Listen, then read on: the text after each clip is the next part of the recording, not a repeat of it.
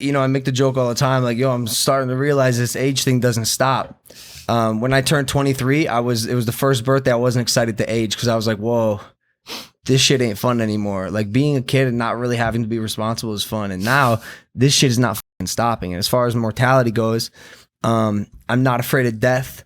I'm not afraid of dying, but I love life so much that I prefer to be here as long as fucking possible. Also, I have a very real fear that I will say now.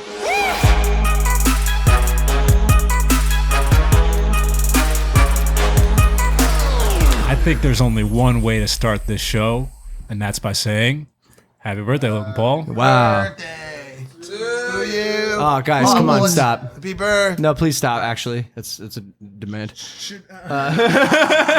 Hey, welcome back to Impaulsive, the #1 podcast in the world. It's true. It's my birthday. I'm 25 years old. Woo. April Fool's Day. Really fitting. It's not a coincidence. I was born on April Fool's Day, 3:10 a.m., Mount Cedar Sinai in Cleveland, Ohio. I don't even know if that's true, but it was in Cleveland. I was a C-section. Sorry, Ma, but you're welcome, Mom's vagina. Let's preserving go. the pristine quality that is Pam's pooter. Yep. Well said, Mike. And so here we are. I gotta say, I am fucking uneasy. I move different on this day. Anxious? Yes, so anxious. I don't have anxiety, and I've said it on this podcast before. I'm blessed that I, like, in general, don't suffer from anxiety. April Fool's Day, every fucking year, I get anxiety. Well, let's get right into it. You don't like your birthday. Let's talk about it. Yeah, sure. No, it's just I mean, we've said it before. I sort of feel like it's a.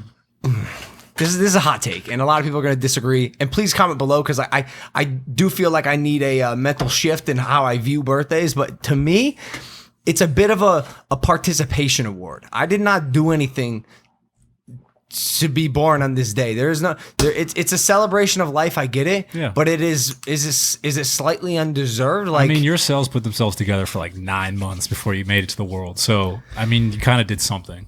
I swam into an egg, dude. Like, and also, like, I didn't even know what I was doing. You won. I won. Fuck all those other billions of bitches, by the way. Beat their ass. But yeah, I don't know.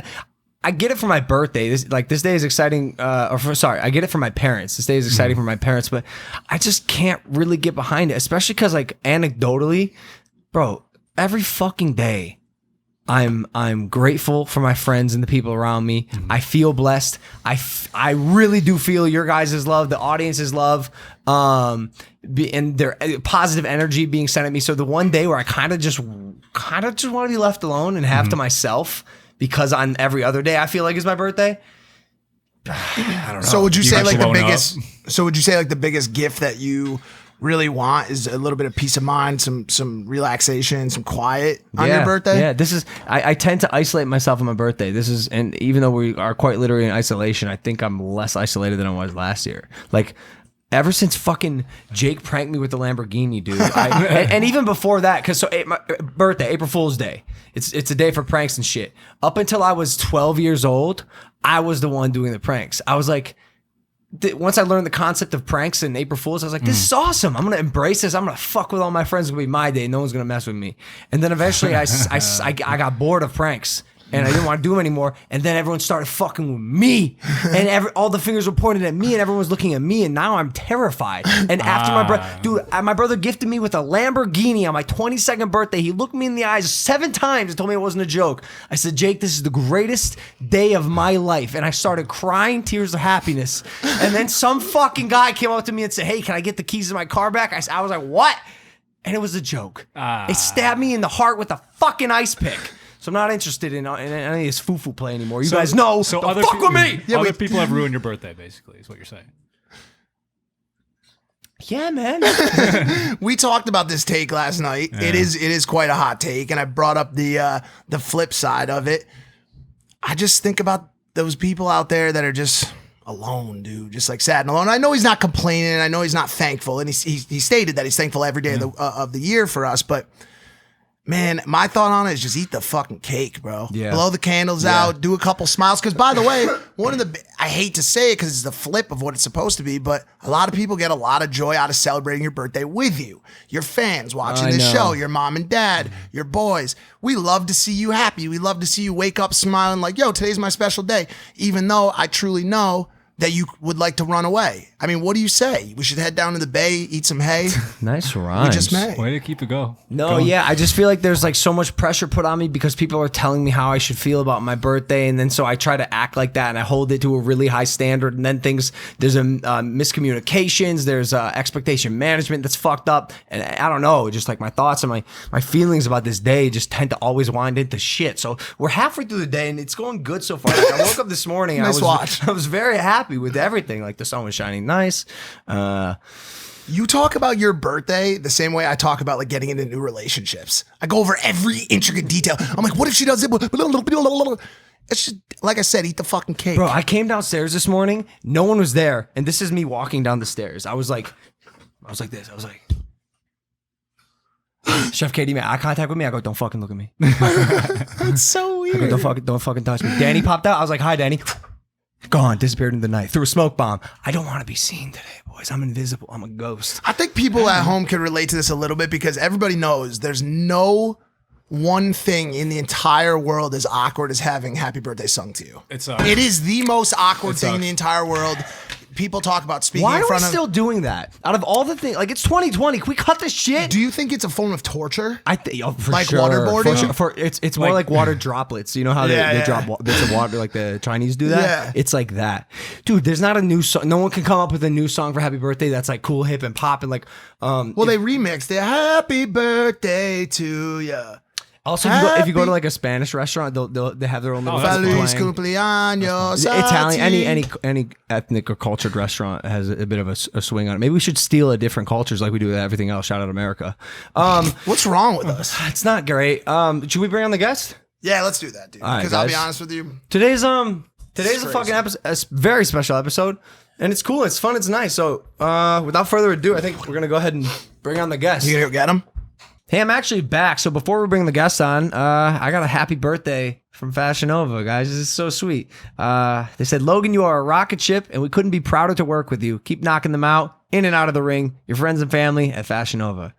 Thank you, guys. I love Fashion Nova. You guys know they sponsor a lot of our stuff. They sponsor my fight. They sponsor the Challenger Games, and we're very good friends with Rich from Fashion Nova. Their product is also amazing. So if you have not checked out Fashion Nova stuff, make sure to go to Fashion Nova Men, or if you're a woman, Fashion Nova Women, fashionnovamen.com.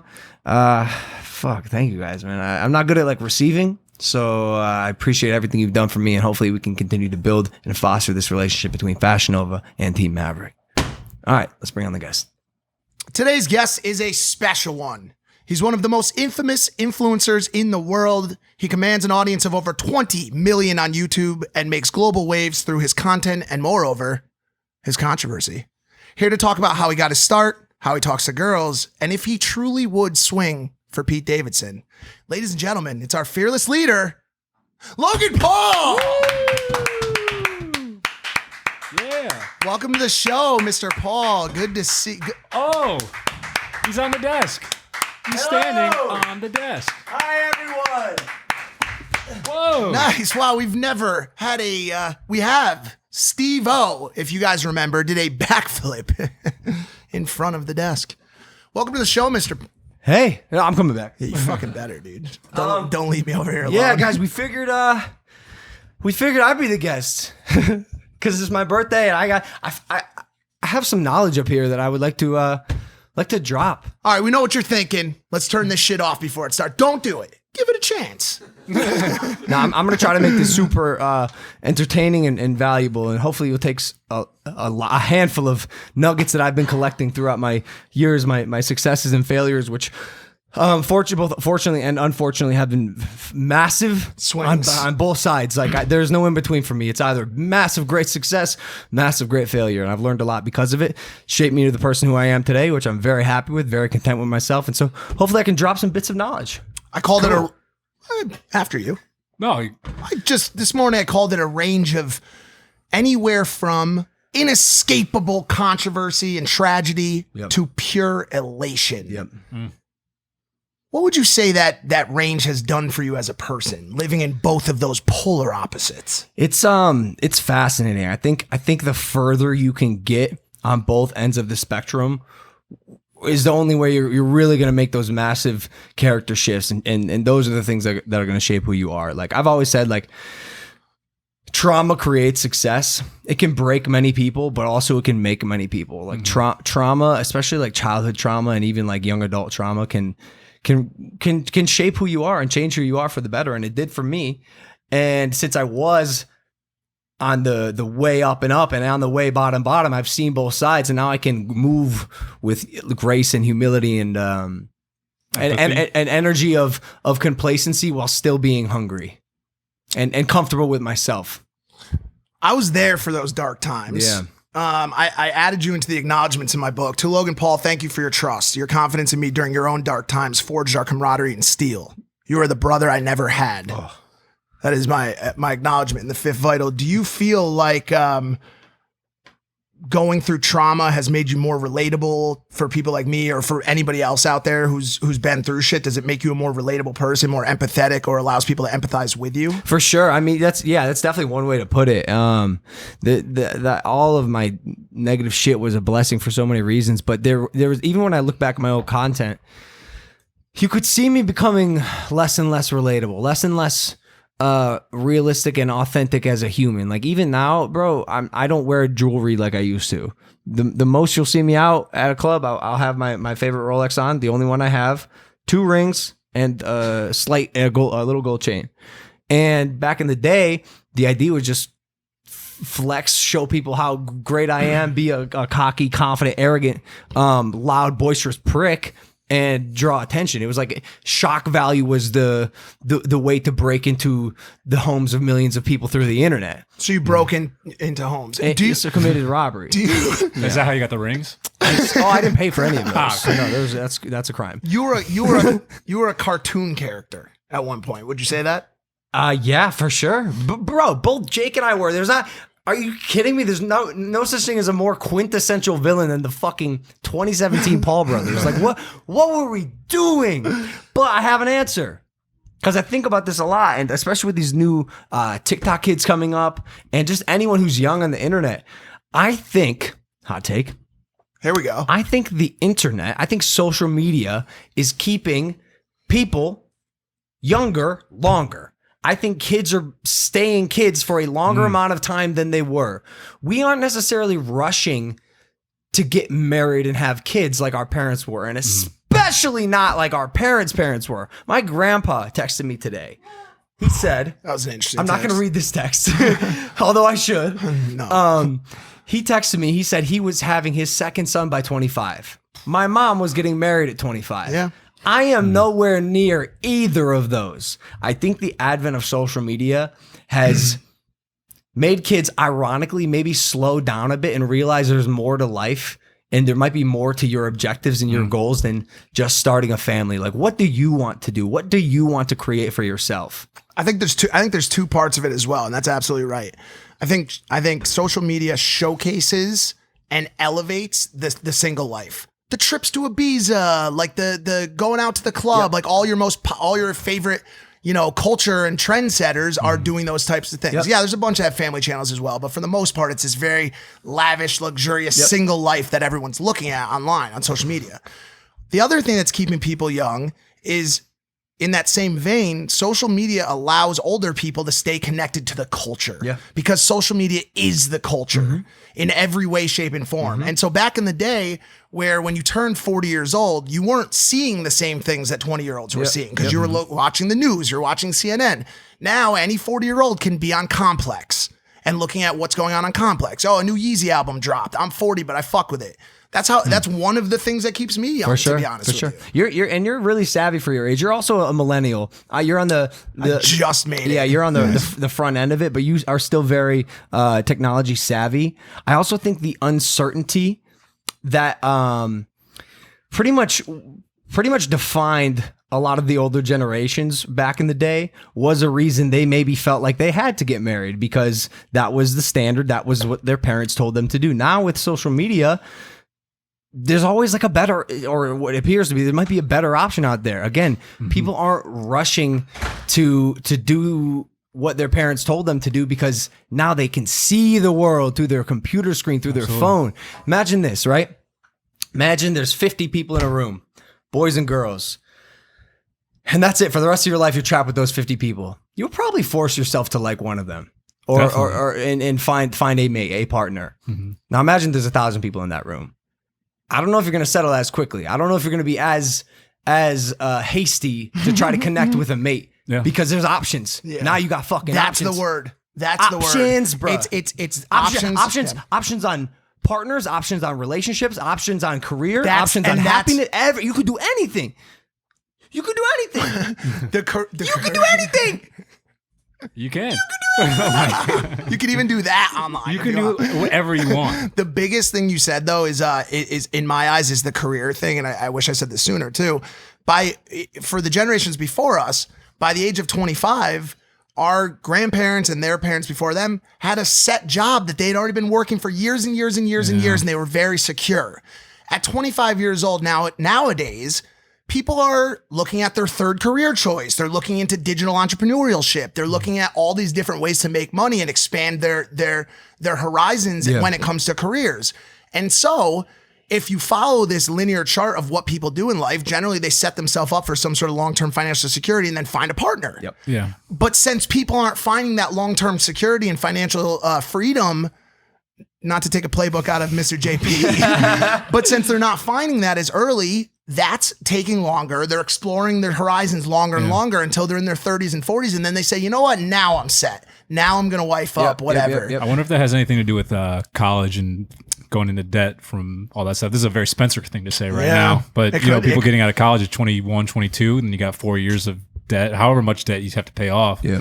You're definitely not set up. And then by that time you're 25 and you're like, well, I still got a lot more to do. I think I saw a tweet. I think this Corona shit may have a massive impact on the idea of college. Yeah. And the curriculum there, because bro, are kids really still paying $80,000 a year to be on a fucking Zoom call? It's crazy. Are you kidding me? Why have we not it sucks because it's the standard set in place, and in many ways, just like this quarantine, you're sort of, society tells you you're trapped, and that's the path you have to follow. And if you feel like you want to move out to LA and become an artist of some kind, there's a sense of inadequacy because you're not doing the thing that has been done, is the model for generations before us, like for the centuries. And so I hope out of many things that I think are going to come from the self-isolation shit, people will get a new outlook on school and education. Do you remember when parents used to run into other parents at like the grocery store and like, I haven't seen you in 10 years. The first question was always, where'd Johnny end up going to school? Yeah. That was the big question. And the most proud moment of a parent's life was to say, my kid graduated from fucking Columbia. You know what you don't want to say? My kid went to Columbia. Yeah, he didn't go to school. He's out in LA doing music. And then, like little does the person think that the kid can become a Post Malone or like a Chance the Rapper or any artist. Like the chances are low, and it's unfortunate that less and less kids are chasing their dreams because their parents and their elders and older siblings like tell them to. I have some questions for you on that. You were kind of that guy that moved out to LA. Sort of, though. But you took a chance. You already had still took a chance. Sort of, bro. When did you realize this was going to work for you? Halfway through my first year of college. Actually, when I met him, you're pointing at Andre. My manager, Jeff, my manager Jeff is over there. So yeah, if you want to come on, you should. Yeah, here he comes. We know Jeff wants to come on. Bro, since I was a kid, I wanted to be an actor. I wanted to or do something artistic. Bro, I was writing books when I was young. I was shooting. I never did theater class because like, I'm just gonna say this, like the theater kids at my school were like kind of dweebs, and I didn't want to be made fun of, but I was self-conscious that the football team, bro. But also that says something about my lack of confidence and my character. Like I was not a confident kid in high school. I was like outgoing and stuff, but I was shy because of my acne. I was shy because up until sophomore year, I was the smallest one in our friend group. True. He was very small. Sean Turk called me Shrimp. Sean fucking Turk called me Shrimp, bro. He nicknamed me that because I was small.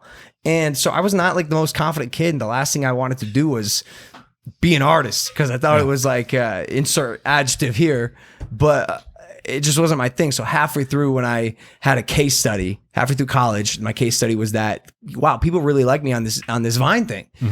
Then I realized, okay, I think it's time to optimize and hold on, this cut out. I think it's time to optimize and do the best I can to make a really exciting life for myself. And then I met manager Jeff, and shout out manager Jeff. It's interesting you say that point, because in the US, the jock is the cool guy in school, right? So like you don't find somebody who's interested in being in acting, but also looks the part of a jock. Is that changing? No, it is. It totally is. No, it's changing, but before it changed, it was always the UK and Australia, because it's okay to be a thespian there, right? That was cool. For sure. Like that An was actor. yeah, so you see people who are the leading males usually coming from Australia and coming from it's the a UK. culture- So when I saw him and it was like, whoa, this is like Midwest, blonde hair, blue eyes, axe, smart, sports, like You know what's fascinating to me fucking though? You knew you had we're good. You knew you had yourself a money bag. 100% knew that this was going to be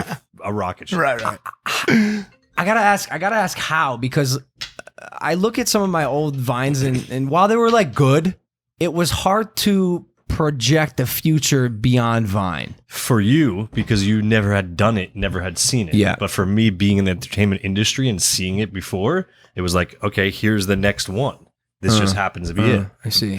Been in digital since 2012. What were your biggest obstacles as you started? Like, I know there's probably some people watching the show right now that either don't have a vlogging setup, they feel anxiety when they sit down and look into a camera, because God knows when I sit down and do those talk to camera direct things, Yeah. I still feel it. What were the obstacles you felt? How did you overcome them? And how do you translate that to the audience of people that want to just fuck around and try something? Is that the right approach? Yeah, I was gonna say, like, because my knee-jerk answer to your question is I don't know. I don't really remember any obstacles, because I think if it was an obstacle, I would either overcome it or just like wait until I figured something out, because I kept fucking around in front of the camera, and before you know it, I was very comfortable. Repetitiveness. Yeah, man, experience. Like, how much of a person's business acumen, financial acumen, mental acumen can be attributed to just life experience? My 100%. dad says So it all much. the time. Dude, I'm 25 years old now, and I notice that every year I'm a different, smarter, evolved version of myself. Like, how much of people's mistakes, especially now because social media, can we just attribute to youth and inexperience? I'm watching kids in high school, kids in college, again, famous young kids here in Hollywood do dumb things, act kind of cringe. They're unaware of what they're saying or doing. And it's just youth, dude. It's just youth. You don't, these kids, they have not lived the life and had the experience that they need to be running at 100% of the time. They haven't, and I'm not there either yet, but I can definitely feel myself, especially this last year, like exponentially. I think mid-20s is a good age to start falling into who you are. It's great that who you really it's are. great that me and Mike are 10 years your senior. Yeah. Because I'd really like look back and I'm like 25. Whoa. Bro, are you kidding me? What? Whoa. Like What? it's Tell just me. it's just getting started. Oh no! Oh, way. For yeah, you, it's just dude, it barely starting for 25. Fire. I was gonna ask him that. It was one of the questions I wrote down. Was what's the difference that you feel now in your life between 20 and 25? And I think people that are 18 years old, right? It's so funny. You get to 18, you're like, I got this shit figured out pretty good. You get to 25, you're like, I think I got this shit figured out pretty good. Yeah. And every time you say it, and then you look back a good set of years, 4 or 5 years, you don't know shit. Yeah. You don't know anything. It's not until you really start to feel those fucking pangs of life. Like the high school kids that think they have it figured out. That haven't, Wait. you know what I'm saying?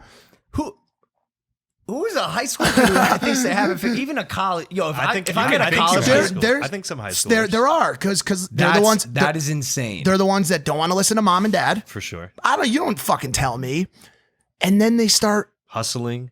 yeah. Selling droogs. But Whatever they can. or they Drinking? start, they have friends that die. You know what I'm saying? Like we all did in high school, I'm sure. Like a friend passes, and then you realize that life isn't forever, and so you change up something there, and then they have a career setback, and they say, "Wow, everything's not going to go as planned." And those obstacles are what start to make you who you are as a person. Failures. Yeah, failures Yep. are what Losses. build you. Yeah. What is different today versus 20?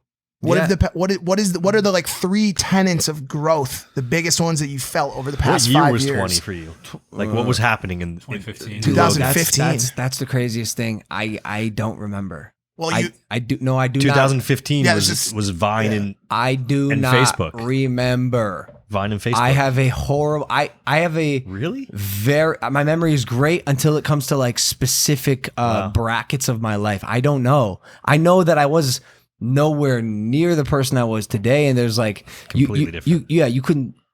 If I was in a room. If this version of myself was in a room with the 20-year-old version of myself, I'd probably look at the kid and be like, "Yo, this kid's like a fucking cringy idiot." Like, and what would But the you were trying to 20-year-old fi- you were look trying at to say figure it looking out. at you? Like if you were looking at the 25-year-old Logan, what would you say from 20? no, That's Loser. not me. He probably That's a wouldn't loser. care. That's not me. That guy's a loser. No, Do you even lift, bro? I probably would have been like slightly intimidated, just because like Ooh. not to stroke my ego here for a sec, but like really, dude, I've done a lot of things. I still do a lot of things, and I've experienced a lot of things. Like when I walk into a room and I have a conversation with someone, anyone, my words have weight. They have a lot of fucking weight. And Absolutely. and I feel I can get behind them, and I feel confident when I speak, and it's because of, again, everything that I've experienced. So although I'm still a kid, I also operate at a mature level where, like, I think, again, the 20-year-old version of me would have kind of just taken a back seat and listened to what this version had to say. One thing that you've mentioned in the past is and I don't know how this shapes exactly the man you are today, but you haven't really dealt too much with the trials of losing people off the face of this earth. It was something that the addiction counselor brought up in your apology video after Tokyo. Yep. And he said, "I'm sure you've lost a friend to addiction or suicide." And you said, "Actually, I haven't." And obviously, I and I'm sure Jeff have lost dozens and dozens of close friends over the course of our years. How do you feel about your own mortality, and does aging scare you? Does it scare you to turn 25? It does. It's I make the joke all the time, like, yo, I'm starting to realize this age thing doesn't stop. When I turned 23, it was the first birthday I wasn't excited to age, because I was like, whoa, this shit ain't fun anymore. Like, being a kid and not really having to be responsible is fun. And now this shit is not fucking stopping. And as far as mortality goes, I'm not afraid of death. I'm not afraid of dying, but I love life so much that I prefer to be here as long as fucking possible. Also, I have a very real fear that I will say now. I posted on Instagram that I want to live till I'm 150 so I could witness extraterrestrial life, see flying cars, and exploit my grandkids on YouTube. And go to Mars. But there's another reason. I have a boner at the moment. Yeah. I have a very real fear of dying and people filming my body. Oh, he's talked about this. Filming your body? Yeah. You get as make the connection. as Yeah. retribution from my shit. And like seriously. Wait, really? Like yes, a real fear? Yes, real fear. Like, that's why I also, like, I want to live as long as possible so I can outlive all these fuckers, bro. But why is it fear? Because it's just like, Explain that. I want people to remember this version of me. They will. Yeah, but I don't know. Certain people will. Is it an irrational fear? Maybe. I don't know. They will remember this version of you, because as you do this for the next 5, the other version of you is going 5 away. years, just 5. What the other next version? 30 The other years. version of you is like gone, dude. Like, no one gives. No, in all honesty, the only people still talking about Tokyo is the Impaulsive cast. No one gives a fuck about that. I was gonna shit say, I was anymore, gonna say, bro. I haven't seen. Well, of course not. Bro, between Tokyo and now, you've had every cheating scandal, every rapist from Hollywood come out, every child pet, all the real terrible things that have happened over the past few years. We're in lockdown for a global pandemic. You made a fucking mistake. You were acting like a stupid ass kid, and now we're where we are. You've made your retribution. You've grown as a person. When people look at your life, they're going to remember Logan Paul made up for his mistakes, became a smart young man, and made an impact on the world. And also, though, I'm more than willing and very happy to continue climbing that mountain should I not have crossed it for you. Like, that's part of even the reason the wave we're on right now is, and I've always said this, as long as Team Maverick, as long as we make like undeniably very compelling, good, funny, comedic, entertaining content, there's really not much to say. People will still try because obviously there's a lot of like we won't mention them obviously because they're all pretty small and shitty, but there's a lot of people out there who make weekly videos about like for sure. But I'm so not people always try. I'm not, dude. If that's your prerogative, like if that's your way, to get up, fuck yeah, nah, go for it. Like they won't be remembered. No, absolutely not. No, there's just like a lifespan for that stuff. But also, if it makes you happy, like I don't give a fuck. Like if you want me to be your punching bag pinata, like go for it. Yep. Yeah, you got 125 more years. What are some goals you have in that 125 years? I really want to start a family. And I want to die on Mars. That is legitimate. Is that it? Yeah. I'm talking creatively. Business. Like, give me something tangible here. All right. So one thing you can attest to this. One thing I pride myself on is my ability to adapt and conquer platforms. Buccaneer, but be the Buccaneer, right? So I'll say it again. This is one of my favorite lessons in life. So when the pioneers came to America, what did they find? Besides land, they found disease. They found savages. They found famine. It was fucking horrifying. They all died. They got fucked. They went back to the mainland. And we're like, hey, like this is what it's like over there. We need to come more prepared. Then the Buccaneers came. And they were the ones who conquered America. Steal like an artist. Steal like an artist, baby. Find your inspiration through other people's trials and failures, and then fucking do it better, dude. That is a story as old as time, and it's a great thing to fashion after. I mean, it's not necessarily the America one. That was just the example I used, but watch how people are doing it and do it better. So my ability to adapt is like, in many ways, I'm like a bit of a chameleon. So to answer your question, I would love to slowly, when the time is right, pull back from YouTube a little bit. Unfortunately, this is the thing I love most, so I'll like probably always be making videos forever. And then get behind the camera, get creative, become a marketing executive. Like bro, at my core, I'm a marketer. I'm a marketer and I'm a creative and storyteller. That's my shit. I just happen to be able to operate in front of the camera, but I want to direct. I want to write. I want to come out with a comedy album. And then when I'm older, hopefully I can lean really into my family. Like I would love to divert all my energy to people who I love more than myself, because that's hard. I really love myself. I'll tell you how it is in a few months. What do you mean? Oh, when you become a dad, I'll let you know, dude. When that thing comes out, I bet something's gonna click in you. There's got to be something. Take it easy calling my child a thing. Yeah, what's wrong with that? He's already becoming Papa Bear. Nah, but there's got to be some feeling that any we don't know yet. Soon to be father gets when his spawn, half of him comes out and is in the like suddenly you have a responsibility and a purpose beyond just you and your partner. That's the biggest part, right? Is to think like, oh my God, I can take care of myself and pretty much live, if I needed to on the street and fend for myself. But now it's like, oh man, I got to take care of this.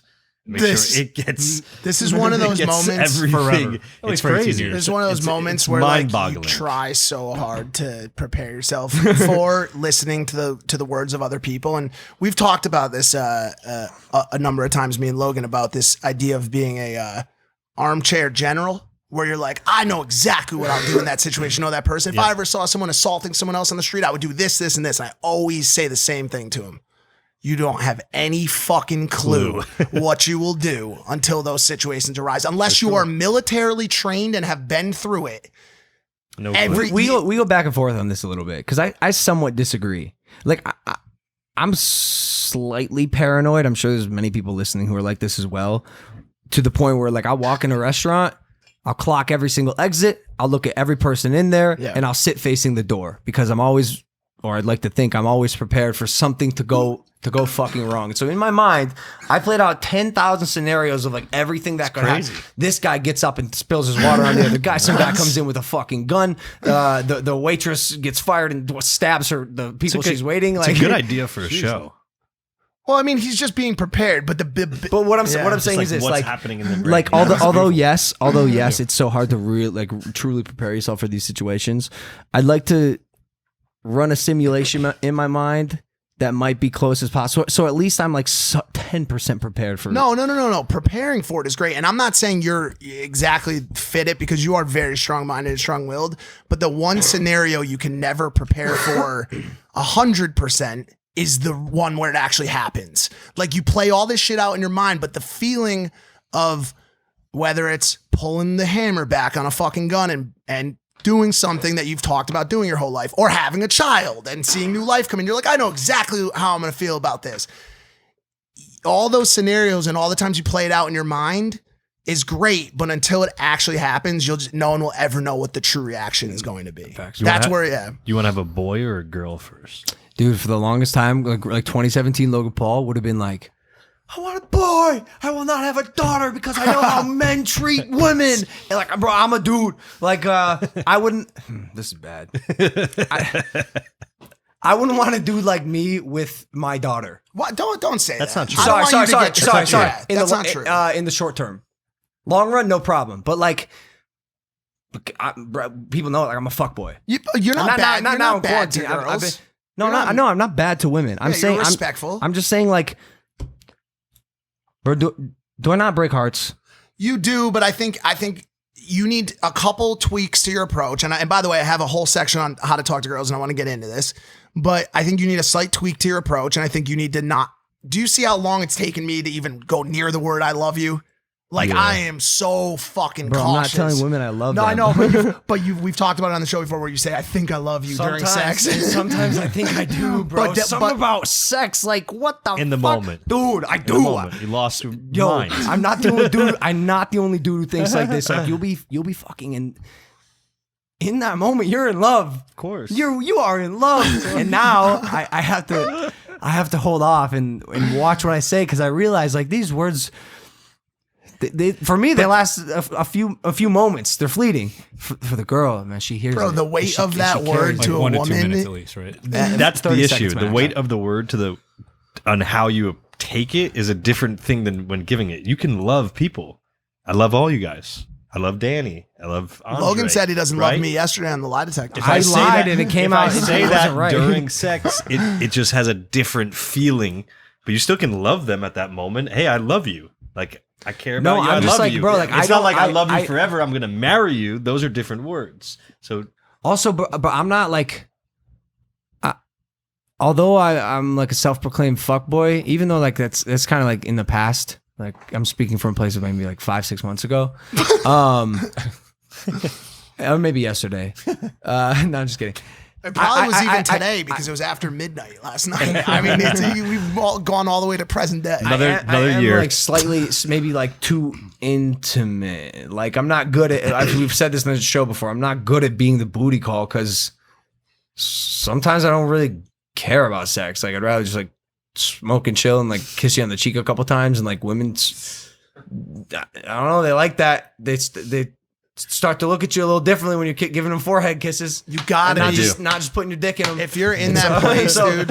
If you're in that place, you gotta be kind of cold. So you'd be down to have. What's the next question? Yeah, You'd be down to have a girl. That's what I'm saying. All right, Root. Yes, I'm gonna. I would be so down to have a girl as my first. How many kids do you want to have? Her name will be Rocky. Cool. Rocky Paul. Cool. nice. Is she going to be a boxer? Is she gonna be a flying squirrel? She'll be whatever she wants. Nice. She'll be whatever she wants. How many kids? Man, you know me, Big bro. family? Small family? I need stimulants, bro. Give me 5. Give me 10 5 kids, kids. bro.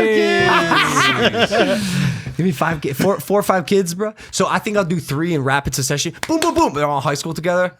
Chill out for a little bit. Then have another 2 like way down the line. Hopefully all with the same woman as well. Like You spent your money. You Yeah, spend on the couch. You spend a fair share of Totally not time with lovely ladies. Yeah. What's your best piece of advice for the average man out there looking for love? Why are you asking me this, bro? I don't fucking know. What do you mean? I'm looking for love. All right. Let me reshape that. You spent a fair share of time with some lovely ladies. Yeah. What's your best piece of advice out there for a girl, for a guy, the average man, the average everyday guy Yeah. looking to get a little pootie tang, Little pootie tang. little poontang. Yeesh. Boys, I'll fall back on this shit, honestly, the Maverick shit. You got to be different. You got to stand out in today's society. Like, what are you doing that other dudes aren't? Is it the way you talk? Are you a bit more creative when you send text? Witty banter is a great thing, bro. I love witty banter. I'll send videos. I'll send voice memos. I'll make GIFs just to make a joke on a text. And this is me. Like I tend to approach with like comedy. That if you can make a girl laugh, you're in. You're like all women want to do is number one. Why do you think I've anyone? Precisely. Yo, but the biggest thing there is we were born with a gift of being naturally funny. I've never had to practice it a day in my fucking life. It's just who I am as a person. I can say that with 100% confidence. If you're not naturally funny and you're more of like a bland like introvert or whatever, man, study the shit like a craft. Go out and find out what other comedians do. Treat it like a study and find out how to be funny because it is so important. Girls want to laugh. They want to de-stress. They want to forget about their everyday girl problems. Girls just want to have fun. Yes, facts. A good piece of advice I can give that most any man can do. So personally, I'm naturally inquisitive. I care. I'm curious about people. That's why I have a podcast, a guest-based podcast where I can just ask questions.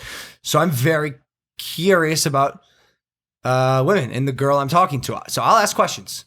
That's so big. Ask questions. Yeah. Show them you care and you want to know more about them, and then listen. Like really listen, and then carry the conversation from there. Like let's do this. Let's do an exercise right now. You be a girl that I'm talking to. Hi. Perfect. Ready? Okay. So I'll be like this. I'll be like, so what'd you do this morning? Like, how was your morning? I woke up. I did that too. Thank God, by the way, right? It was amazing. It was good, right? Waking up. Did you do anything? Like, what's your morning routine like? Brush to your the teeth? bathroom. Really? You don't stretch Big or poop. It's hard, Jeff. You're the fucking worst. But the point is, like, instead of being like, "What did you do this morning?" Say it's a first date. What did you do this morning? Right? You say, "I woke up," and then I go, "What's your favorite color?" Blue. Okay. What do you like to do? Like, Yeah. that is not a man that's Ask listening. questions. But that's not a man that's listening. That's a man running off a series of questions because he's awkward and is trying to create conversation versus actually having a conversation. True. Right? True. Being present. Right? Being present. You said you wake up in the morning. I'm like, Yep. great. Morning, right. What does your routine look like? What do you Wake do? up, You take a go to poop? the Great. How do you wipe your butt? With a wet wipe. Big no-nos. A person that has no. Fuck. No nose. Big no-nos for men. Who has no nose? A brat doll. What's something you shouldn't do if you're a dude out there? What is a big fucking no-no, dude, in today's day and age? Tricky because I do all the no-nos. And maybe that's why I'm good at fuck, there's some massive ones. Let me think for 1 second. Maybe mark this. We might have to cut around this slight lull that will happen, but let's see what a big no-no is. What about dick pics? No nose? I mean, that's number one. Don't send dick pics. Don't send dick pics, bro. They send them. No, I don't. I still would send them. urge women not even to send nudes to your boyfriend. I don't give a fuck. Yo, the amount of girls that have sent me nudes and I have to reprimand them like a father. I go, hey, appreciate you. You look fucking great. What the fuck are you doing? Like, what if you get hacked? What if I get hacked? What if somehow this makes its way into the ether because you wanted to show me your body when I would honestly probably much rather prefer it in real life. We're not good. Oh, have it. So, so like, don't send dick pics. Yeah, don't send dick pics. Have you ever seen, this is a strange question I've just thought of. Have you ever seen text messages somehow, or like had a girl send you messages that a dude was sending her and you look at them and you're like, wow, this dude fucking sucks. It's so fascinating to see how dudes get at women. It's unbelievable. So it brought me to a really important realization in my own mind. And I think you operate this perfectly. And I know I fucking do because of the results of it. One of the other really big things I'm talking to girls always is walking a very thin line between showing them that you want them, but not fucking appearing like you fucking have to have them, dude. Like, you know those guys that are so fucking forceful with their approach, like even on text, and it's so gross and like disturbing. It is a fine line. And I actually think I'm slightly over the line. Like if I want a girl, On which side? Like if I'm okay with appearing a bit thirsty. I'm the opposite. Yeah, you'll pull back. I sometimes, and it's not even me just trying, I sometimes like have to force myself to like make them think that I really care that much. Dude, I've seen both. There have been both work. They both can Yeah, work. But yo, facts. there have been women who I've said this before. I am quintuple DMs deep. Like, bro, it's 5 unanswered DMs. You know the one girl who I was getting at forever, like 2 years ago. Do you remember her? Oh, I'm on Logan's approach on this, and I agree with him. Like, it's okay, bro. If you want something, Yeah, go go get it. fucking get it. As long as you're not appearing like a thirsty ass Psycho, little yeah. bitch. Yeah. But you can be a little thirsty, sure. I give Jake this advice, and when he's trying to win his girl Julia back, like low key, and a couple women who I've messaged with and talked around with are good at this too. Like, fuck the games, dude. Like, if you want me, Yeah.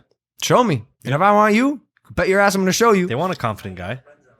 That's how George always gets out of the friend zone. He's the fucking master. I've never seen anyone as good at him as his persistence. It's one of your best qualities. It's why you got a girl who's way out of your league. 100%. She friend zoned me for a month. She did? I thought you bought her. Wait, is it Russia. really impressive to be really good at getting out of the friend zone, or would you just try not to get there in the first place? Because I can't remember the last time I got fucking FZ'd, bro. Like, have you been friend zoned lately? There's definitely like a comfortable friend zone. Friend zone's the best, bro, You know? because you're chasing a quality that's not easy to get. Building a friendship? Is it- It's not only that, like, well, yeah, obviously the corny, like, oh, we're friends first. Right. Like that. It's just the fact that, like, none of my boys have fucked. I think that's what it comes down to it. Like, being friend zone is approaching a girl that's like, no, chill. Like, we could be friends. I don't see this happening.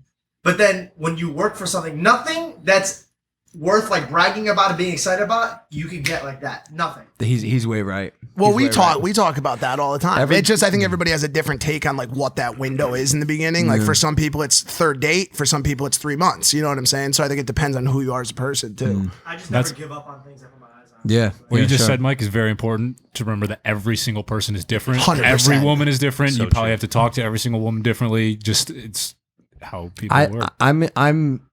I love the unpredictable ones. Yeah. The one, bro. They're the best. Like Keep you going. bro. I like being on my toes. Like there were a couple times I'd walk into my bathroom and like a girl I'd be talking to would be like doing a headstand in the bathtub, and I'm like, what the fuck? What the fuck are you doing? And it's like weird, like little shit like that. I'm like, yo, this girl really is like just as quirky and curious and just like wants to flip life on its head just as much as I do. You've and never done a headstand in a bathtub. nah, but like, bro, I'll do weird. But Like, you've seen it before. yeah.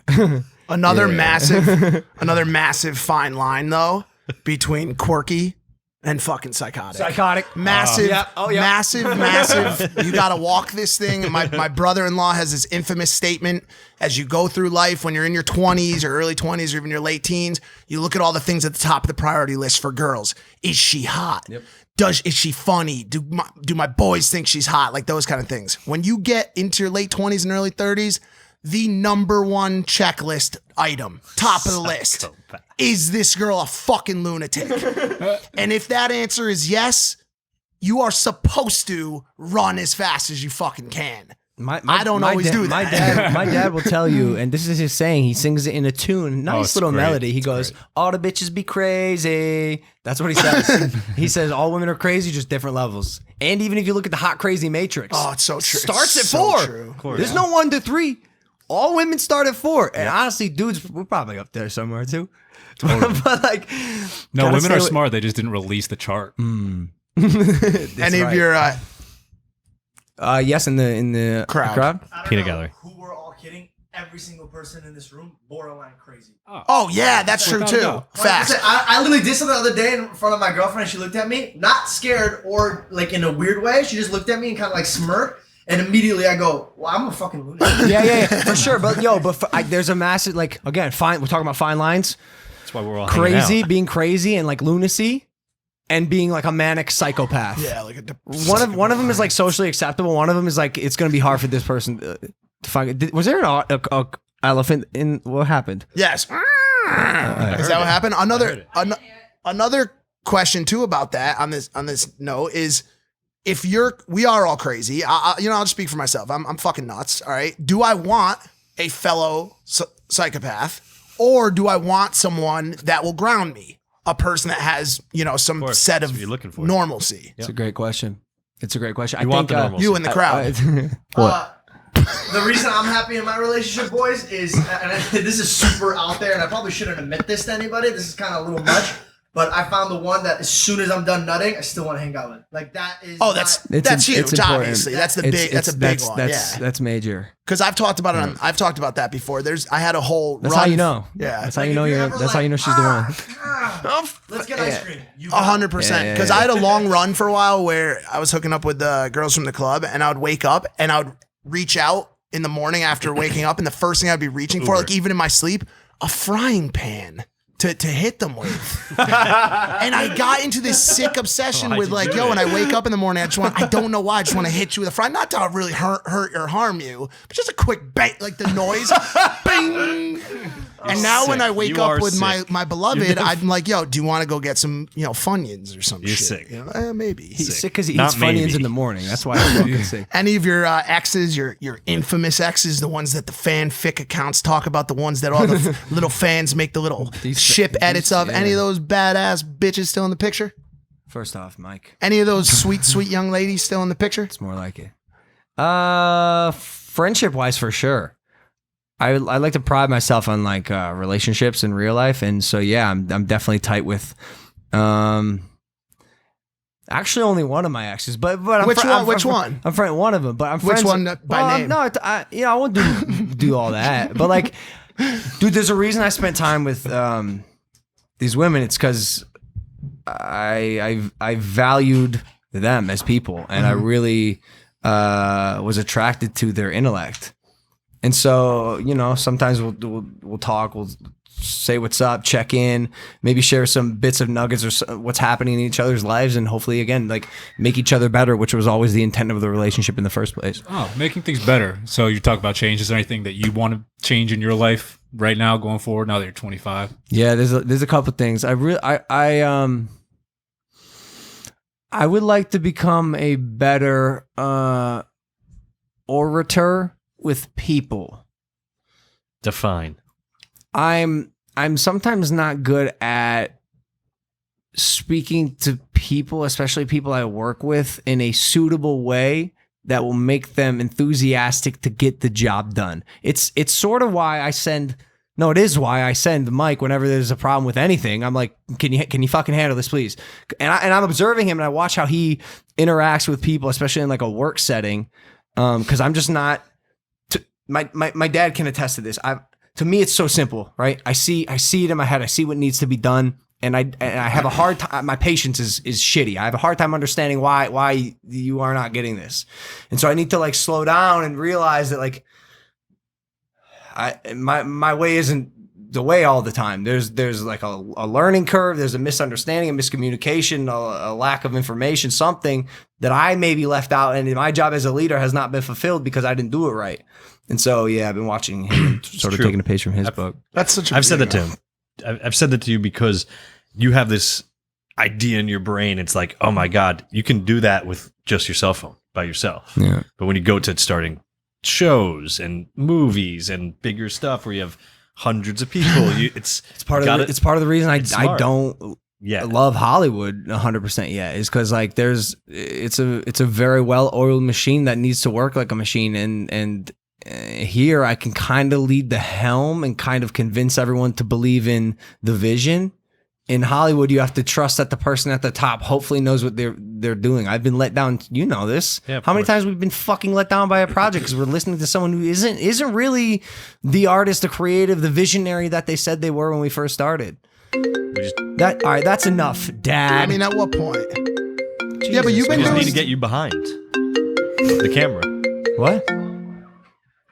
Sorry, it's my dad. I mean, bro, you've guys. been doing a lot better though. I've spotted the growth, but it's The first step it's is things- recognizing it. I was awesome. just gonna say that's the biggest thing right off the bat. You should, and anyone listening to this too or watching this should know that anytime you call out something about yourself that you're not comfortable with or that you want to work on, that's such a big step. Like being able to recognize that you have something within you that you really want to change about yourself is really the first step. But the thing you're talking about specifically, managing interpersonal relationships, especially when there's a boss and employee relationship, these are niche situations that have intricacies involved to them. Like I would never expect you to just understand. The only reason I know how to do that stuff is because I've managed in a corporate setting. Yeah. But you're doing a great job and you're learning a lot. But it's one of those examples of like why teams are so important, because I may be really good at that. You're really good at leading and creating content and stuff like that. Jeff's really good at,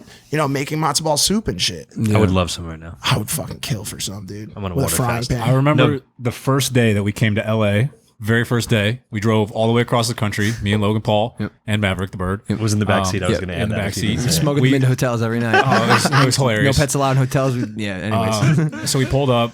We stopped at Jeff's house. Jeff was the first person I met in LA. The next day that we woke up, Jeff took us out to a restaurant I remember this. I think it was, what was the movie that just came out with the Dirt? It was called The Dirt. Joe Dirt. No, we went to that restaurant. Exotic. Was it Swingers? No. We went to this restaurant. It was a not beautiful recalling restaurant, this. and we sat down. We all had matzo ball soup, and it was the very first The thing. deli, that Canner's Deli. Canner's Deli? Yes. I don't remember this. Where else, I did. where else Yeah. do we have matzo ball soup? Damn, I mean, yeah. Or probably it might that. be Jones on Third. no, Huh. was not Jones on All right. But anyway, that Both was great spots. from matzo ball soup. I'm just saying that was the first real day in LA, and then we went That's shopping crazy. and set up the apartment above Erewhon. Yep. Oh my God. Remember those days? Broadway. Wow. Probably, I love yeah. reminiscing. Going back to Mike's thing of like realizing first, a great thing to do, or at least if you like to, is every night or every morning check yourself in the mirror. As far as That's as For far ticks? as far as looking at yourself and really saying, "Hey, am I doing things right? What can I do better?" Really sitting down like, "Hey, did I do the best job I possibly can?" Because not many people are going to look at you every day and tell you, "Hey, you need to do better." yeah, it's like a self-evaluation. Correct. But that is a not, hard that thing is to do. not so common of a character trait. It's a hard thing being to do. self-aware. It's on my list of traits that I would prefer my girlfriend to have. It's one of the most attractive things that I find in people is their self-awareness. That's God status, Dude, It's reading so- a room, so big. understanding like what's appropriate, what's not, what's funny, what's not, Mm-hmm. reading someone's energy if they're uncomfortable with what you just said or did. Like, yeah, self-awareness. You have a Big- unique mirror routine. Mirror. I don't do it anymore. No? I kind of I've never said this before. All right. I think I maybe did once. All right. So, yes, in high school, especially after I got fucking plagued with injuries and I couldn't do anything. My number one goal was to be the best athlete in the state at everything. And I just got injured, whatever. I was shattered. Like I would cry on the floor for days in a row while my ACL was torn. You remember I'd have sleepovers at your house. My mom would have to bring the machine that moves my leg in the night. It moved my leg, and for 6 months I had to sleep with this shit. Jeez. I can't sleep when I'm moving, so I just stay up the whole night while this fucking machine's moving my leg, so my knee wouldn't tense up. It's a huge thing to overcome. Jeez. At 15 years old, bro. Going back to overcoming 15 things, years old. right? Like you overcome big things that you can get your mind around and can like. For me, that deal was with. that I'm was sure. the, that I'm was sure the that was- trauma. When I say trauma creates success, like almost dying and having a titanium plate the size of a quarter stuck in my head when I was 13, and then the next year. Pulling a piece of cartilage in my knee the size of a quarter that like really only happens to men the age of 50 and 60. Bro, 15-year-old me is fucking devastated. Crazy. Devastated. It's the one thing I want to do. So I started manifesting when I found out about this power of manifestation. The what's it called? The Secret? Yeah, The Secret. So I would look in the mirror and I'd say my goals 10 times in the morning, 10 times at night. And in high school, my goal was unknowingly, I would say, I will be more successful than anyone I know. I didn't know what it meant. I didn't know how I was going to get there. And then fucking ended up happening because of God knows what weird chain of events. And then throughout history, the mantra has changed. When I came to LA, it was, I will be the biggest entertainer in the world. And although that is still the spine of my operation, I stopped with this mirror shit because after, and I'll do it again, but the first KSI fight, 10 times in the morning, 10 times at night, I will beat KSI. I will beat KSI. I will beat KSI. First fight happens, draw. It worked. Draw. Didn't lose. But Well, I he said I will beat KSI. Draw, right? So now I'm like, What'd you do in the second fight? a fuck. Because you fucked up. No, bro, listen. I'm like, oh shit. I don't know if this is not planning out like it was supposed to and has for my whole life. Like this method may have a flaw because of reality. Did you break the mirror? Nope. So second fight. I go, I know the problem. First fight, I didn't say when. Second fight, I go, I will beat KSI November 9th. I will beat KSI November 9th. I will beat KSI November 9th. Lose. Arguably. Still lost though, right? Technically, like arguably I think the problem- not a major victory for him, but like still lost. So I started to question. I was like, fuck. It's the first time in my life like that did not work for me. Because I really did believe it. You asked me yesterday on the lie detector test, Yeah. did you really think you were going to be KSI? Yeah. I think the problem with this one, and for all you metaphysical people out there, this one's important. Specificity. Correct. You got it. I literally was thinking the same thing. What did you beat him in? I'm sure you beat him How in are you gonna beat him? something. Wait, well, obviously he wasn't talking about chess. Well, it doesn't matter. No, but I think- how? Like, He was not like too- how he was was not I going to do it? I extremely was going to beat specific. him with the jab. What were you Right? going to beat Like, him we in? gave Did you Logan- beat him in views? Did you beat him in dollars earned? Did you beat him in I punches think thrown? I'm actually about to pass him in subs. No. I think so. And when is November 9th? November 9th could be November 9th, All right, well, what 2024. fucking point? I'm saying, love it. I I'm saying love it. I you love got to it. be very I love it. specific. I Be love careful that. what you wish for because you just might get it. It's true. It's important to know that. It's true. Well, let me You're ask gonna you. beat him over Let me time. ask you a question, Logan. Yeah. If you had a gun that you had fired your whole life, Yeah. and it had always hit the target your entire life, every time you pulled the trigger, and then you had 2 misfires in a row, would you put that gun down for the rest of your life? No. You go back to shooting it just like you had your whole life, Yeah, right? yeah. So why would you let 2 little fuck ups on the manifestation stream fuck up your life gun? Because they were big. No, I mean, were they? Were they like Two massive internet events. They were big, listen? and were they're- they as big as what bought him this house? Were they as big as what made his parents proud? Were they as big as what inspired millions of people worldwide? Absolutely not. Not even close. That's true. Little tiny tiny road bumps. told the girl I'm FaceTiming a lot of people, just having conversation and whatnot, and I told this girl, I was like, I mentioned like being a YouTuber / boxer, and she goes, "Oh, you still call yourself a boxer?" And I was like, "Well, like in many ways, like it was entertaining, it was cool, it was fun, but I'm back to technically now being a YouTuber, and in a year I'll be a boxer again Yeah. for a short amount of time, and then who knows?"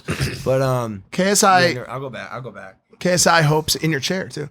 KSI hopes your brother gets coronavirus. So No. I read a comment. Did he? He didn't actually say. Yeah, that. he did. I saw. No, the he video. did not. Yeah. There's no way. Yeah, Bro, just if gets I had, it or if I had dies from wished, it. If I had wished coronavirus on anyone, do you fucking know what the internet would do to me? They would ravage me. There's no way. That's why said he's this. not as popular. Jake Paul gets corona. No, It's on Bread Batch, our favorite news site that we go to for all of our internal versus The most influencer reliable. news. love the Bread Batch. I do. I like that kid Niall. Is that how you He's a pronounce British it? kid. He's cool. He's a He's a cool British kid, though. He's cool. no, Irish. Irish. Irish, Sorry. yeah. Sorry. I'm trying to make all the global connections, bro. That's my big That's not the goal. fun. How's 2021, You're great at it. 2022, How's bro. good Dubai at it. coming?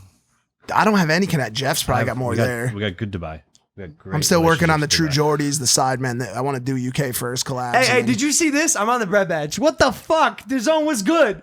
Yeah, what the fuck happened here, bro? So the zone, the people who bought our fight said happy pre-beat Logan Paul 0-1, and it's a picture of me losing. Why did they do this? What the fuck? Not a Well, technically good on the look. left side you're winning, and the right side you lost. No, because someone raised my hand.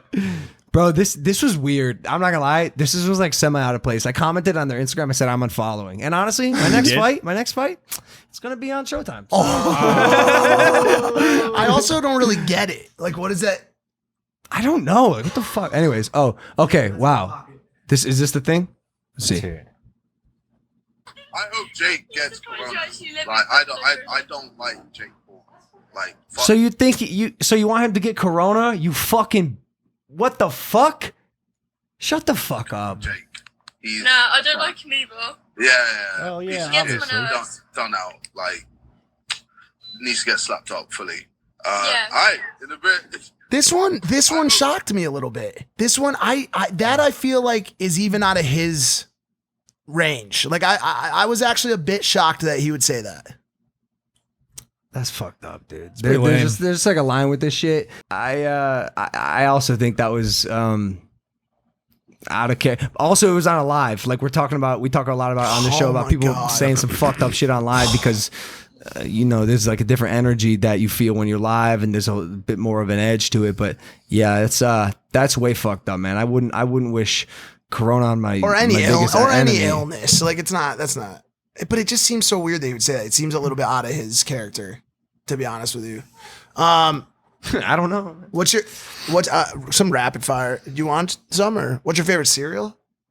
It's waffle crisp. I haven't had it in so long though. That's a sleeper. Love a waffle crisp. Favorite ride at the carnival? I am getting older and I'm a bit more motion sick than I was when I was younger. So I'm gonna have to go probably the Top Thrill Dragster. It's the one that goes boom, and then up way high and down super fast because the short and Favorite sweet song? changes. It's got Changes by Tupac? Yeah, Great it's got to song. be Bohemian Amazing. Rhapsody. Bohemian Rhapsody. Yeah, probably. I'm singing Favorite it all the time. Movie. Interstellar. They've been through this one. Which, if you were gonna get cotton candy, which color would you get? You had the two choices, obviously. What do you mean? Just Like pink and blue? Yeah, Probably blue. yeah. Yeah, blueberry Faygo. Vanilla What is ice your- cream, chocolate ice cream. What is your favorite animal? Oh, the Mantis Shrimp. Huh? That motherfucker is a badass. What is that? He can hit. Let me allow me to explain. The Mantis Shrimp. It is Never heard of it. the most badass animal / crustacean on the planet. What are you talking about, a This thing shrimp? is a fucking G. All right, so check this out. Oh, you talked about No, this. it's a shrimp. You talked about this one before, I Dude, think. it's the best. Yeah. It's all right. So it's called the Mantis Shrimp. So humans can see. I don't quote me here, but like arbitrary number, 6 colors, right? I didn't even know a color shrimp spectrum. looked like that. Dude, this thing can see like 16 colors. Why? Yeah, its vision, its color wheel is so much more advanced than the human. It also has these. How do they know that?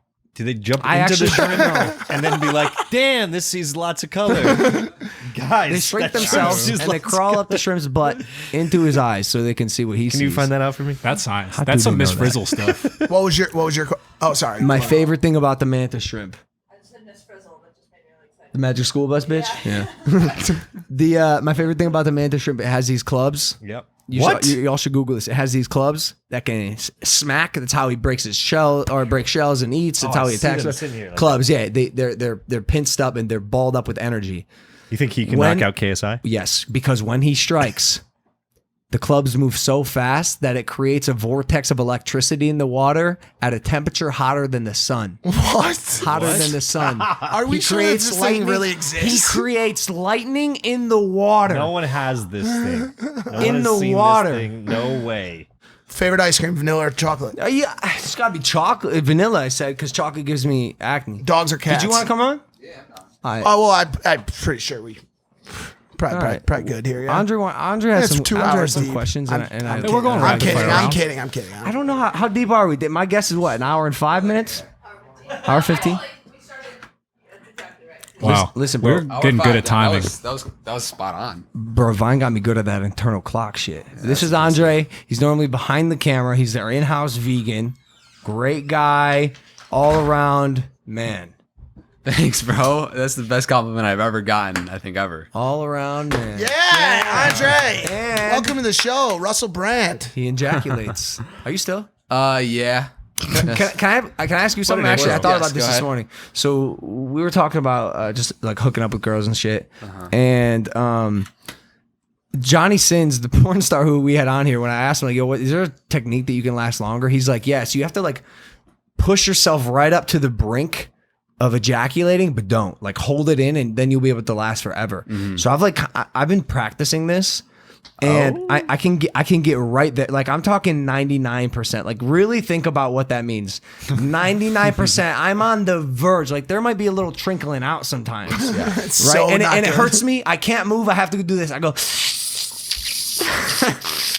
and I'm usually like mid-sex. So the girl's like, what the fuck are you doing? I go and I'm just frozen in time, right? And then now I can last for as long as I want.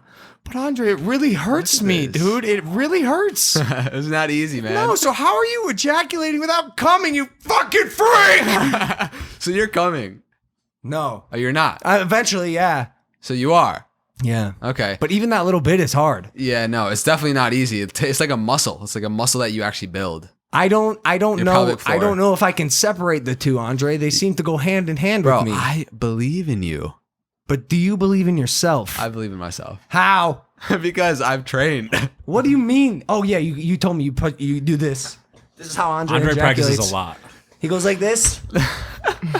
So he's having sex like this, and then he takes 2 fingers and he goes like this as he's coming. And that does the trick? No, I don't jam it like that.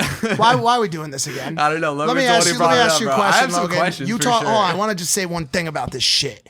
You talk about wanting to build a muscle. If I told you could build a muscle to grow foot fungus in between your toes, would you do it? Nah. Why the fuck would you ejaculate? He's right. Why would you want to do that? That's like, it's like, yo, I can show you how to break your own fucking arm. It will take a specific muscle, but if you Don't do knock it just if you don't know it, no, bro. It's ready for outside this? of your Have you ever awareness right now. have you ever tried jumping off of a cliff I can't say into I have. rocks? I have Don't not. knock it if you don't try it. Bro. Like at what fucking point, Andre? horrible analogy. No, it's not. See the vein in your forehead is filling with cum again, dude. I've been down this. It's fucking. Just because you talk part loud 2. doesn't make you right. It's a great point. That's a great point. All right. What's going on? I mean, yeah, Mike had a lot of similar questions as well. One question I did want to ask you that now you're 25 in your current position in your life. What is one thing that you want most? Not like a material thing, but like one overall like life thing that you want most. I think the answer is a steady and consistent flow of happiness. I've realized that if I'm happy, most things in my life tend to be going pretty well. And I'm not chasing happiness. I'm maintaining happiness. I found it. I have it. And I've had it for, fortunately, most of my life. But I'm doing the things that I like doing that can keep me there. And what do you think those things are that keep that happiness sustained For me specifically, it's creating, it's communication and bonding with my friends, doing the things that I love, being reckless, enjoying my time, like really enjoying my time on Earth and not wasting it doing trivial things that I don't. Did you say being reckless? I like being reckless. Yes. It gives me a thrill and adrenaline that, like, why do I jump out of fucking planes? Like, why do I break plates? Why do I drive fast? Why do I shoot guns? What I've seen from Logan Paul is that you said it earlier, but while you're curious about women on a bigger scale, you're curious about all of life. Yeah. And you will do everything you can to learn more and experiment and try whatever so that you can experience more. Yeah. Just don't turn into that cat. Which one? The one that curiosity killed. Oh, Yeah, man. Just got to be careful with that. That recklessness, dude. A lot of people trying to figure out what's on the other side of those pearly gates, bro. But I don't know if you want to find out just yet. All I'm saying, because trust me, take it from somebody who was the same way. Well, not the same way. 50 million times fucking worse, bro. You know, I get it. As you grow older, bro, those little absorptions that your ankles make when you jump off something tall, they don't absorb as well. Your knees don't absorb as well. Things just start to kind of shut down on you. I took a tumble on the dirt bike. My first tumble on the dirt bike, and I fell. I was like, I laid there for a minute. I didn't even attempt to get up. I was just like, fuck, you got one life, zero Logan. Still 0-1 against life. But yeah, And Yeah. boxing. happiness, bro. Happiness is the biggest thing. If I'm good, most things in my life tend to be going. And good. then is there like an ideal like 50 years from now or maybe 40, 30 years from now that you like see yourself and you want that? Because I mean, when I like first came into this house, one of the things that you kept preaching is like you want to be the biggest entertainer in the world. for You want to be sure. the biggest entertainer For in the sure. world. And then I know we've had talks around the house that kind of shifted to be like wanting to be an impactful entertainer, right? Yeah. Wanting to be the most impactful. And we all had like these deep philosophical talks of, you know, the types of individuals that are remembered 100 years from now versus 1,000 years from now or 2,000 years from now. And what are those people doing? And what type of shifts do they actually make? Because you have the power of influence, which is so unique and unlike any other in your age demographic. So is there something like that you really want to be known for that makes like not just generations to come, but like changes the face of humanity? I do not have an answer for this. It's a great question, and I think about it all the time. I rack my brain trying to really figure out my true purpose beyond, and it might just be like making people happy through my content and inspiring and motivating. But you know, let's go back on the topic of the type of people that will still be talked about in 100 years. Will Dwayne Johnson still be talked about in 100 years? This man's a fucking legend, a living legend. He's incredible. Will he still be talked about in 100 years? What entertainers, if you look at history, like what big entertainers have been remembered? Charlie Chaplin, like some of the OGs. Marilyn Monroe. Yeah, like but Elvis. Yeah, it's Right. like some real fucking legends. But at what point will their names no longer come up? At what point will entertainers not be the names that we still talk about in 100 years? This is the fucking question. It's like, what can I do to be an icon, a figure that lasts centuries. Cure coronavirus. Low key. I mean, One. whatever. Like 2, what? produce great content consistently. But is that enough? But not That's to, why not I to stopped. minimize that making great content has an impact for sure. But you look at all these individuals, athletes, entertainers, they always have other verticals that they rise in and make real impact. Like Kobe Bryant, the things that he's doing with schools and whatnot before he passed that will live on for generations to come. For sure. I think it's fucking awesome. I think it's incredibly noble. I just like had this realization in the past years. Like, I don't know if my mission any longer is to be the legend. Like we talk about leaving a legacy, Right. and that's dope. But kind of going back to your first question is, I'd much rather just be happy and enjoy this life I have, and I'm sure I'll probably leave a legacy if I can do that. I don't know if I'm chasing the well, this is my legacy, and I gotta like.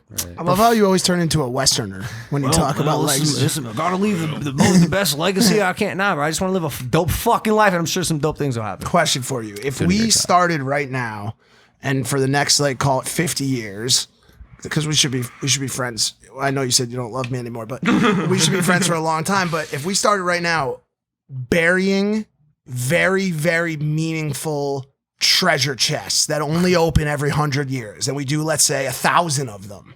What? And they're very meaningful. Like, I mean either riches or like secrets to life, cures to diseases that we don't even know yet, but me and you somehow have the cure to them.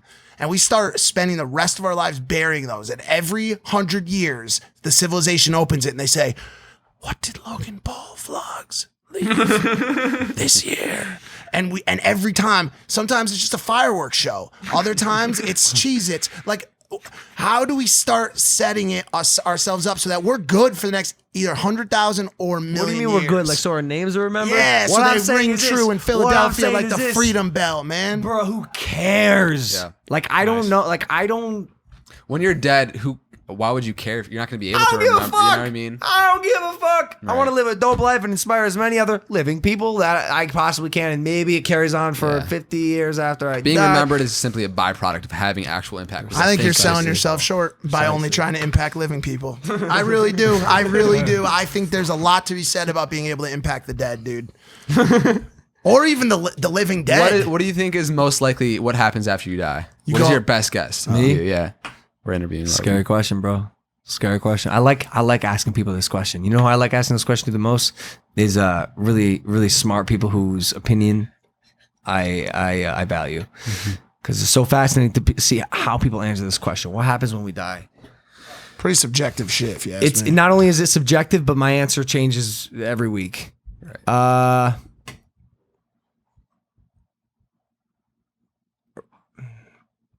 Logan Paul, everybody. No, this is just like it's a hot take. Obviously, the preface is we don't know, so it's really just your best guess. So, Well, I know because I'm a Christian. So I know exactly what No, happens. you don't know. I would hope. Right, George? I would hope. You know what something- happens. I would hope something. My gut tells me nothing. Nothing.